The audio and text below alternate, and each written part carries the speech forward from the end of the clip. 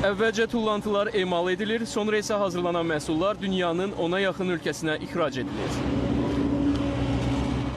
Təmiz Şəhər Açıq Səhmdar Cəmiyyətinin Balaxanıda yerləşən təsərrüfat sahəsindəyik. Burada bərk məişət tullantılarının çeşidlənməsi və yandırılması zavodları, Balaxanı Sənaye Parkı, həmçinin bərk məişət tullantılarının zərərsizləşdirməsi poligonu fəaliyyət göstərir. Hər gün 2300 tondan artıq bərk məişət tullantıları bu təsərrüfat sahələrinə gətirilərək ən müasir üsullarla zərərsizləşdirilir.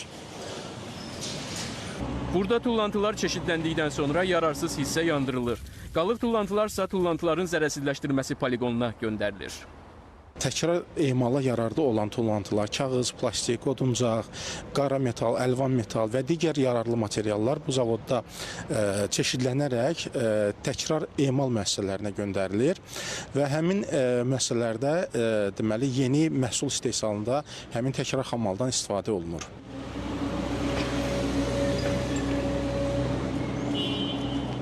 Yarım avtomatlaşdırılmış texnologiya əsasında qurulan zavodda il ərzində 100 min tona qədər tullantı qəbul edilərək çeşidlənir və təkrar emala göndərilir.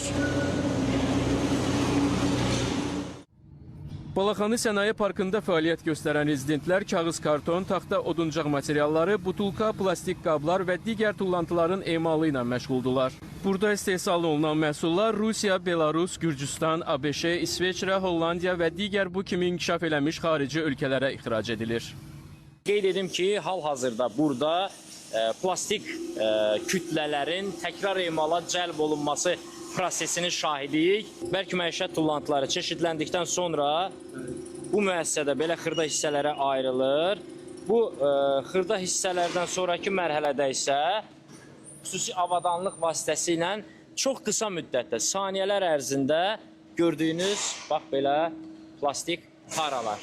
Hansı ki, bu hər birimizin istifadəsində olan məhsuldur.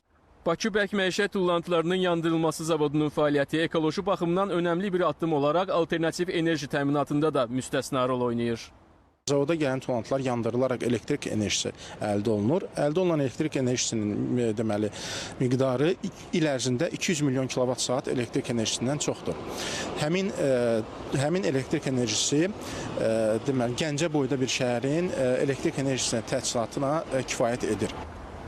İllik gücü 500 min ton olan zavodda məişət tullantılarının yandırılması nəticəsində təxminən 110 min ev təsərrüfatını elektrik enerjisindən təmin eləmək mümkündür.